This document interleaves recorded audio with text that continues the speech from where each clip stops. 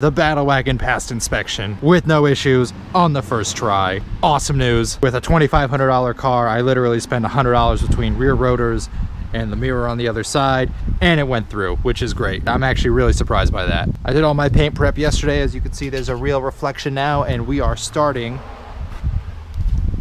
to mask off what will be the final paint project for the Battle Wagon. After a strong 20 minutes of arts and crafts, we have made an outline using electrical tape. So if you've never done masking and you're doing weird shapes, I highly recommend electrical tape. It's much more flexible and stretches much better to contours than masking tape does. So pro tip, try it. But I think you can start to see what we're going for here.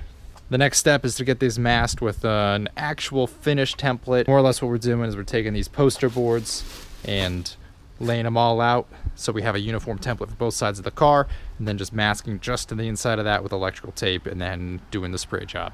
So it's gonna be great. You should be excited. I'm excited. The Battle Wagon's gonna take its final form soon. Oh yeah. So now the Battle Wagon is officially prepped for the first layer of paint. You should be able to tell what we're doing here. Ah, fuck, I gotta cut that out. And the Battle Wagon is officially masked again, this time with the eye hole cut out. While we're at it, we're gonna make the mirrors actually match because they don't. We're also getting rid of more chrome because chrome is bullshit. Also, if you use electrical tape and you already have a section of your car plastidip, it's gonna rip it up. So we're gonna fill those in as well with a little more plastidip and give it a go, see what happens.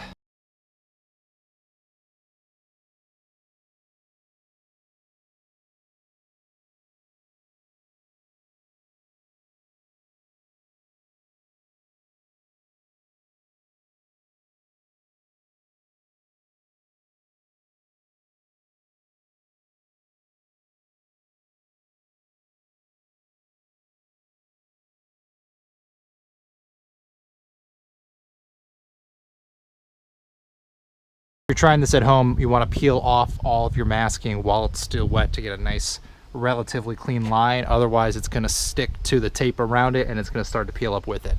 You see a little bit of that effect here because that was the last thing we got to. That started drying just a little bit and it started snagging the tape. But actually, on the whole, this line actually came out very clean. I'm pretty happy with it. I mean, it's not perfect,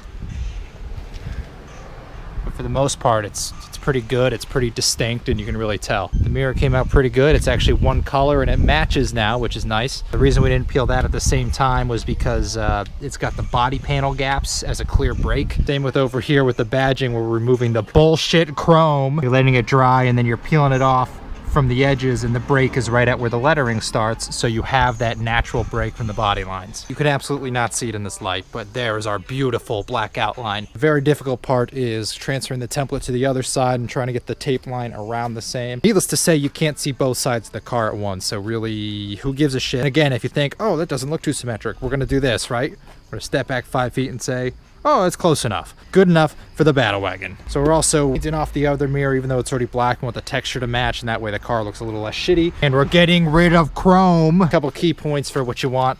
We had the top seam of this lined up with the hood line. We said, okay, this is gonna line up with this body line, and then it's gonna butt up against the door. So if you're making a template, pick very obvious points to at least get a very good starting point within an inch or so. For the tape lines and stuff, pick out a couple crucial measurements. Like here, we said, all right, you know, you're X many inches in, we're gonna hit the body panel, like this body line up here, we're gonna be X far down at this point over the tire or the caliper or whatever, and then just kind of go along like that. Even this here, we said, all right, we're approximately this far in from the door handle edge, so base it off of that. Just give yourself very broad measurements. We're gonna hit this side now, then we'll go back and we'll start doing the red for the tongue and then the white for the teeth. After you do your first initial coat that has the full outline, to get your red for the tongue. Some people like to put a little red in the eye. If you want to do that, then just mask that off as needed. This whole shape trims a little bit below there to about up here. We're just trying to get the nice tongue strip in the middle, and then that way you can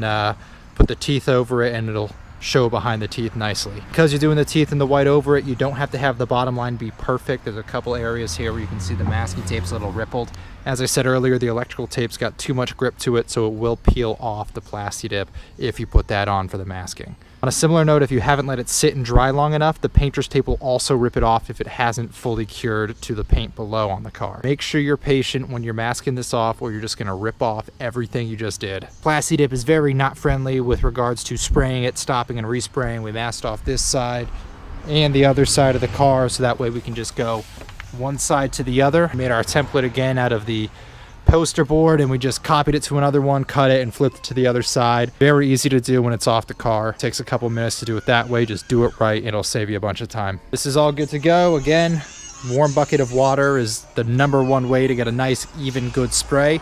Gonna hit both sides real thick, peel it off while it's wet. Use the classic muscle flame red from plastidip. If you've never used this color before, which I have not, it comes out much lighter. Almost comes out like a paint, and it runs like a mother. For us, it's not a huge deal because a little bit of drip is gonna look more like a bloody mouth than anything else, but it's also because it's coming out more thin, taking a little longer to get that tackiness, and you wanna get just that slight tackiness when you rip off the paint. I don't know if the regular not muscle car color is any more thin or thick than this. I'm assuming it couldn't be any more thin. It definitely runs. It's not easy to do something like this where you're just trying to hit one coat and peel it real quick. So just be careful. Consider this your warning. My worst fear has been realized, and make sure you wait until the black coat is definitely fully cured. I mean, I waited probably a solid 30-40 minutes at least just to make sure it was going to be dry enough, and even so, it doesn't matter. It had just enough of a tack to it that it really just bit into the blue painter's tape. So when I pulled that off the whole way along, this was just peeling up with it. And because this started peeling up with it in a few spots, it kind of dug into the red. Even here, I peeled it this way, and it still ripped the whole tip off. It's really, and I mean really, easy to peel it up when you got tape on, especially if you have to press it in to get a line, especially if you have it freshly painted and then do it. So, I mean, I still got to decide how I want to proceed with this, but my guess is I'll just draw some overly exaggerated teeth, or because it is the Battle Wagon, I might just say, fuck it, it's the Battle Wagon. Do a comparison of the other side real quick. This side definitely came out better, but here's the spot that we resprayed earlier. That repeeled, and then you got a couple just smaller areas that rip themselves up again. Lines on the red are much cleaner on this side, but everything around it is still peeled enough that it's probably going to be problematic. Don't worry about getting perfect coverage on the red if you're doing something like this. It's not a super critical thing as a result if you get a full red coverage, because the black is just going to make it a darker hue. Let's be real, it's all going to peel up anyway, so who gives a shit, right? Stepping back a few feet, the only thing I'm really worried about is this, because it's so much lighter than everything else on the whole car. I might go back and retouch it, but again, my only real concern though is the spot on the other side where you can see the bright paint color from the under half of the car, because it just sticks out compared to everything else in this vehicle. That spot looks like crusty dick. I'm gonna bottom out this mic every time I yell at it like that.